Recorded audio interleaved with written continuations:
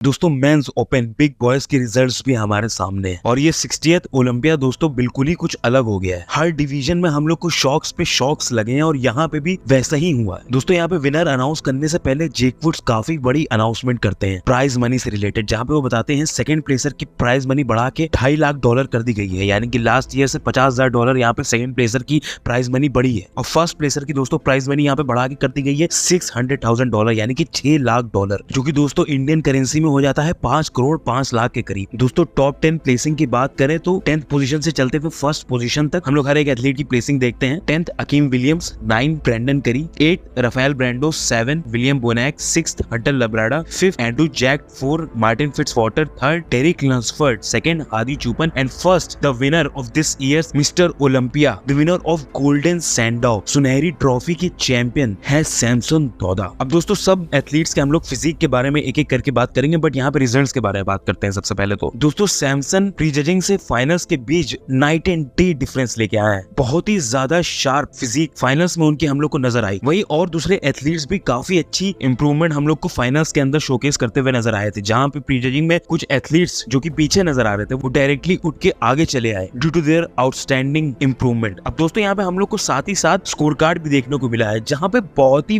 Weird चीजें हुई है टू बी वेरी ऑनेस्ट। सबसे पहले तो हम लोग ये देख सकते हैं कि प्री जजिंग के टाइम ही जजेस को कंफर्म हो गया था कि डेरिक लंसफर्ड थर्ड पे है। यहाँ पे टोटल 15 पॉइंट्स मिले हैं डेरिक लंसफर्ड, वहीं सैमसन और हादी टाइड हैं 8 पॉइंट्स में प्री जजिंग के टाइम। दोस्तों मुझे नहीं लगता आप में से कोई भी इस बात पे यकीन करेगा कि ये दोनों एथलीट्स प्री जजिंग के टाइम टाइड और डेरिक लंसफर्ड से इतने आगे थे। फाइनल्स पे अगर हम लोग अपनी नजर दौड़ाएं तो फाइनल्स में सैमसन दादा को 6 पॉइंट्स मिले हैं एंड हादी चूपन को 9 पॉइंट्स मिले हैं, जहाँ पे ये मतलब हो रहा है कि एक जज ने हादी चूपन को नंबर 1 देखा था, वहीं एक जज ने सैमसन दादा को नंबर 2 देखा। जिसका मतलब है दोस्तों यहाँ पे मामला इन दोनों के बीच में काफी ज्यादा क्लोज था। प्री जजिंग के टाइम तो एज वी कैन सी कि मामला टाइट था, दोनों एथलीट्स के पॉइंट टाइट थे एक दूसरे से। अब दोस्तों मैं सच बताऊं तो मैं बिल्कुल भी ऐसा होते हुए लाइव स्ट्रीम में तो नहीं देख पाया था। उसके बाद हाई क्वालिटी फुटेज हमारे सामने आई, तब हम लोग ने देखा कि एक्चुअली में कितने बेहतर और एथलीट्स लग रहे हैं, एक्चुअली में क्या कंडीशन है एथलीट्स की। तब जाके मुझे पता चला कि हादी चूपन कितनी ज्यादा सुपीरियर कंडीशनिंग में आए। लेकिन दोस्तों यहाँ पे मैं फिर से यही चीज बोलना चाहूंगा, ये रिजल्ट्स को समझना बहुत मुश्किल है दोस्तों, बिकॉज लास्ट ईयर अगर हम लोग देखें तो वहाँ पे हादी चूपन सेकंड प्लेसर थे एंड फर्स्ट प्लेसर थे डेरिक लंसफर्ड, जो कि अभी इस साल थर्ड पे आए हैं। दोस्तों आप लोगों को क्या लगता है कि हादी चूपन उतने ज्यादा बेहतर हो गए थे डेरिक लंसफर्ड से कि जजेस ने यहाँ पे कंसीडर ही नहीं किया हादी चूपन को डेरिक लंसफर्ड से नीचे, या लास्ट ईयर से डेरिक लंसफर्ड इतने ज्यादा खराब हो गए थे कि जजेस को डेरिक डायरेक्ट थर्ड पे नजर आए और हादी चूपन पोटेंशियली विनर के तौर पे नजर आए। This is fucked up because in true honesty last year Hadi was much better than Derek Lunsford. इस साल भी बेटर थे, मैं मान रहा हूँ इस साल बेटर थे और मैं हमेशा से हादी चूपन को बेहतर ही मानूंगा, लेकिन लास्ट ईयर की जो जजिंग हुई थी उस हिसाब से देखते हुए हादी चूपन को मैं बिल्कुल भी विनर नहीं देख रहा था इन दोनों के बीच। काफी लोग ये भी बोल रहे हैं कि हादी चूपन की बेस्ट फिजिक है। दोस्तों मैं ये नहीं मानता हूँ। हादी चूपन की बेस्ट फिजिक उनकी आर्नोल्ड क्लासिक की फिजिक थी विदाउट अ डाउट। ऐसी फिजिक अगर वो यहाँ लाए होते तो बिना क्वेश्चन के चैंपियन होते वो यहाँ पे। आई मीन अगर ऑनेस्टली जजेस देख रहे होते तो, बिकॉज लास्ट ईयर तो ऑनेस्टली जजेस ने नहीं देखा था। लास्ट ईयर कंप्लीटली रॉबरी हुई थी हादी चूपन के साथ। Of course I am happy कि इस साल नहीं हुए, लेकिन इस वजह से यहाँ पे बहुत ज्यादा अनसर्टेनिटी हो गई है जजेस के ऊपर। यहाँ पे जजेस किसको चुन रहे हैं किसको नहीं चुन रहे हैं इसको गेस कर पाना बहुत मुश्किल हो गया। ऑफ कोर्स हम लोग ने जिस तरीके की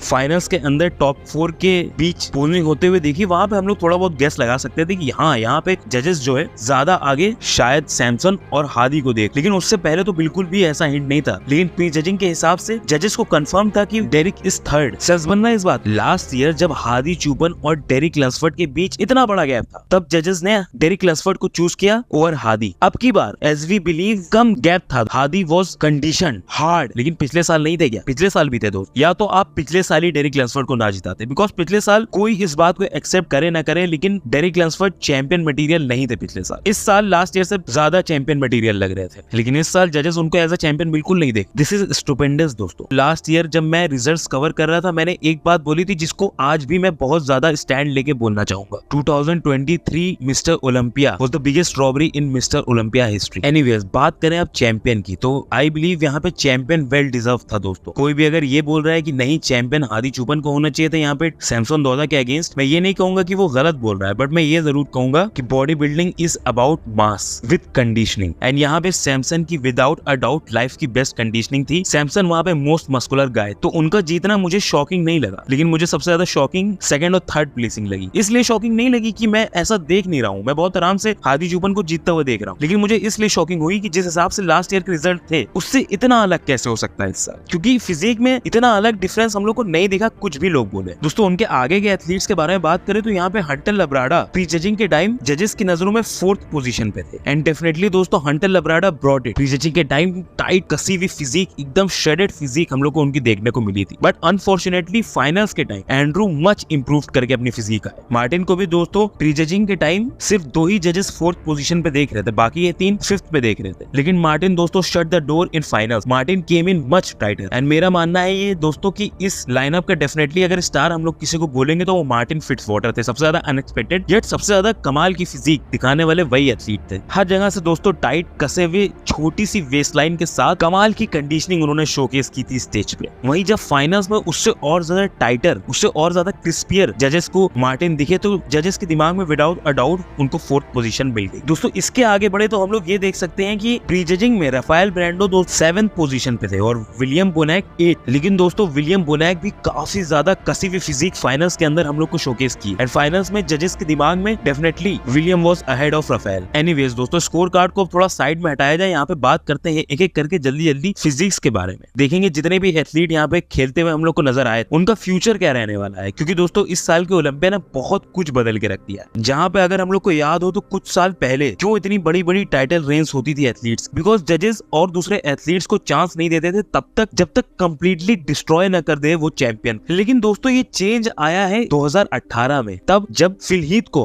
हराया था एक्सट्रीमली एस्थेटिक शॉन रोडन ने। एंड तब से अब हम लोग ये देख सकते हैं कि जजेस के माइंडसेट में ये चीज तो कम से कम अब नहीं है कि जो चैंपियन है उसको अलग से एडवांटेज दिया जाए, जो चैंपियन है उसको थोड़ा लीवेज दिया जाए, थोड़ा हल्के से जज किया जाए। नहीं, जो चैंपियन है बल्कि उसको और ज्यादा हार्शली जज करना चाहिए। लेकिन साथ ही साथ जजिंग में हम लोग को दोस्तों यूनिफॉर्मिटी जल्द से जल्द दिखनी चाहिए, बिकॉज कब कहाँ किसको क्या प्लेसिंग मिल जाए ये गेस कर पाना बहुत ही मुश्किल हो चुका है। वो क्लासिक स्टैंडर्ड्स कहाँ गए जिनकी क्राइटेरियाज देख के जजेस जजिंग करते थे, पता नहीं। एनीवेज क्विकली 10 से 1 तक हम लोग हर एक एथलीट की फिजिक के बारे में बात करते हैं। 10 पे दोस्तों अकीम विलियम्स ने प्लेस किया था अपनी लाइफ की one of if not the best conditioning के साथ। साइड पोजेस में काफी बड़े बड़े एथलीट तक को वो टक्कर दे सकते हैं, इतने कमाल के नजर आ रहे थे हम लोग को साइड से। लेकिन जहां अकीम बैक की तरफ मुड़ते हैं, जहां उनकी बैक हमारे सामने होती है, बहुत ही कमजोर नजर आते हैं, बहुत ही शैलो नजर आते हैं बैक से दोस्तों। लेकिन है तो ये उनकी जेनेटिकल वीकनेस, ना उनके बैक की मसल बेलीज अच्छी है, ना उनके बैक के इंसर्शन। स्टिल उन्होंने काफी ज्यादा ग्राउंड कवर अप करके अपनी क्रेजी कंडीशनिंग के बलबूते पे यहाँ पे प्लेसिंग पाई। उसी के बाद अगर हम लोग बात करें तो ब्रैंडन करी आ जाते हैं 9th पोजीशन पर। अब दोस्तों ब्रैंडन की फिजिक हर साल की तरह मुझे लगी है, मुझे नहीं लगता 2019 के बाद से ब्रैंडन की फिजिक चेंज हुई है या इम्प्रूव हुई है। लेकिन यहाँ पे मैं ये भी नहीं बोल रहा हूँ कि मुझे कुछ डिक्रीमेंट दिखा उनकी फिजिक में, काफी हद तक सिमिलर ही फिजिक नजर आई। ऑफ कोर्स लोअर बॉडी उनकी ईयर बाय ईयर बहुत ही ज्यादा कमजोर होती जा रही है। अपर बॉडी की माने तो ये अभी भी 2019 के मिस्टर ओलंपिया चैंपियन है, but lower body is done. दोस्तों सबसे कमाल की बात तो ये है कि इस साल फाइनली जाके विलियम बोनैक ब्रैंडन करी को डिफीट करती है। विलियम बोनैक ब्रैंडन करी से आगे प्लेस हुए हैं एंड उनको डेफिनेटली ऐसा होता हुआ देख एक रिडेम्पशन मिला हो। एनीवेज ब्रैंडन की हम लोग एक सेकंड बाद बात करते हैं। पहले हम लोग बात करते हैं राफेल ब्रांडो की। अब दोस्तों राफेल ब्रांडो आउटस्टैंडिंग फिजिक लेके आए थे, अच्छी स्ट्राइटेड कंडीशन फिजिक लेके आए थे। जैसे लास्ट टाइम उनकी फिजिक हमने 2022 में देखी थी, उससे मच इंप्रूव फिजिक लेके आए, काफी थिकर काफी डेंसर फिजिक लेके आए। जहाँ पे हाँ ये बोलना तो गलत नहीं है कि उनकी प्लेसिंग उनके लास्ट ओलंपिया से तो काफी ज्यादा इंप्रूव हुई है, लेकिन आई थिंक अभी भी उनमें और ज्यादा पोटेंशियल है और ऊपर प्लेस होने का। जैसी क्रिस्प जैसी शार्प उनकी फ्रंट बॉडी नजर आई, वैसे ही अगर उनकी बैक पे नजर आ जाती तो दोस्तों मैं उनको एंड्रू जैक को बीट करता हुआ देख पा रहा हूँ। मुझे मालूम है ये सेंटेंस सुन के ज्यादातर लोग खुश नहीं हुए होंगे, कमेंट पर काफी लोग ये भी बोल रहे होंगे इसे कुछ नहीं आता, इसको कोई नॉलेज नहीं है बॉडी बिल्डिंग की, but these are my opinions and I will stick to my opinions till my last breath. दोस्तों अब हम लोग आते हैं विलियम बोनैक के ऊपर। दोस्तों हमारे 7th प्लेसर रहे हैं विलियम बोनैक, जो कि बहुत सालों में मेरे हिसाब से अपनी बेस्ट फिजिक लेके आए हैं। मुझे नहीं लगता दोस्तों इतने सालों से इतनी कमाल की विलियम की तरफ से फिजिक, विलियम की तरफ से पैकेज हमें देखने को मिला था, और वो इस प्लेसिंग को मस्ट डिजर्व करते हैं दोस्त। अगले एथलीट दोस्तों हंटर लब्राडा। अब दोस्तों हंटर जितने शार्प जितने टाइट प्री जजिंग के टाइम थे उतने फाइनल्स के टाइम नहीं थे। लेकिन अगर हम लोग ये ना बोले कि ये हंटर की लाइफ की बेस्ट फिजिक्स में से थी तो ये गलत हो। ये पैकेज हंटर के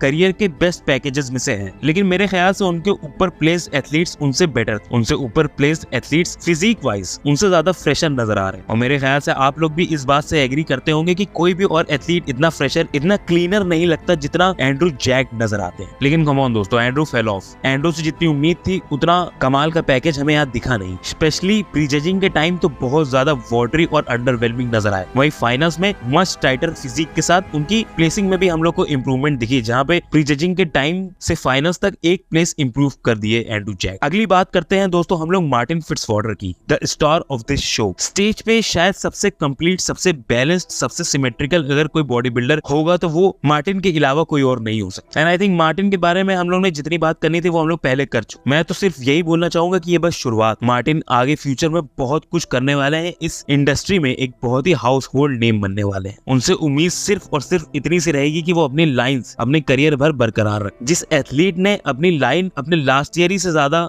वर्ष यहाँ पे शोकेस की, वो कहीं ना कहीं डेरिक लसफर्ड। दोस्तों डेरिक लसफर्ड इंप्रूव किए थे, बट उनकी वेस्ट भी उनकी पूरी बॉडी के साथ ग्रो हुई, जहाँ पे लास्ट ईयर के कंपैरिजन में इस साल उनकी वेस्ट हल्की सी हमें वाइडर नजर आई। बट ये फैक्ट इस चीज को तो डिनाई नहीं कर सकता कि यहाँ पे डेरिक ने जो अपने आर्म्स में इंप्रूवमेंट की है, अपने चेस्ट में इंप्रूवमेंट की है, वो नोटिसेबल थी। उनके बैक लाइनअप में दी बेस्ट थी, लेकिन उनको जो प्लेस मिली है मेरे हिसाब से बिल्कुल सही है, उससे ऊपर वो डिजर्व नहीं करते। That's it. Second प्लेसर Hadi चुपन। Hadi से ज्यादा छिली हुई फिजिक कोई भी और एथलीट नहीं लाया था। एंड पर्सनली हादी से ज्यादा प्रोफेशनल मुझे और कोई इस गेम में नहीं लगता। और प्रोफेशनलिज्म की बात मैं बिहेवियर से नहीं जोड़ रहा हूँ, यहाँ पे प्रोफेशनलिज्म मैं जोड़ रहा हूँ उनकी कंसिस्टेंसी से। क्योंकि दोस्तों यहाँ पे भले ही हादी अपने बेस्ट ना हो, लेकिन वो अपने बेस्ट के बहुत करीब और अपना मार्क, अपना पीक नील करके आए। जहाँ पे अगेन अभी भी हम लोग हादी को मिस्टर ओलंपिया वापस से जीतने की कन्वर्सेशन से हटा नहीं सकते, बिकॉज प्री जजिंग के time we can clearly see कि वो टाइट थे इस साल की चैंपियन के साथ। और मैं तो दोस्तों इतनी सी बात पे खुश हूँ। मैं खुश हूँ कि हादी को कंप्लीटली रिगार्ड नहीं किया जा रहा है। मैं खुश हूँ कि लास्ट ईयर की तरह उनको कंप्लीटली इग्नोर, उनको कंप्लीटली रॉब नहीं किया जा रहा है। और मैं खुश हूँ कि वो डेरिक लसफर्ड से ऊपर प्लेस हुए हैं। दोस्तों बात करें चैंपियन की, स्पेशली फाइनल्स की फिजिक, तो he was sharp, he was tight. यहाँ पे ग्लूट्स में अगर हम लोग उनकी यहाँ पे स्ट्राइशल्स देखें तो मच इम्प्रूव्ड है प्री जजिंग से। दोस्तों ये बात मैं 2022 मिस्टर ओलंपिया के बाद से बोल रहा हूँ कि हमारे next dominate reigning champion without a doubt Samson Dauda for multiple years बन सकते। उनके पास ऐसी फिजिक है, उनके पास इतनी मास है, लेकिन ईयर बाय ईयर डिसअपॉइंट करते जा रहे थे सैमसन दौदा अपनी कंडीशनिंग में हम लोग को। लेकिन दोस्तों सबसे बड़ी बात यहाँ पे ये है कि उन्होंने अगेंस्ट ऑल दी ऑड्स ये चैंपियनशिप जीती है। ये चैंपियनशिप तब जीती है जब कोई भी उनसे उम्मीद नहीं कर रहा था ये चैंपियनशिप जीतने का। हमने देखा कैसे लगे थे वो प्रेस कॉन्फ्रेंस। उसके बाद एक दिन के अंदर इतनी ज्यादा डाइल्ड इन फिजिक लेके आना और अगले दिन उसी फिजिक को और ज्यादा रिफाइन करके आना इतने कम समय में, दोस्तों ये छोटी बात नहीं है। अब हो सकता हो अपनी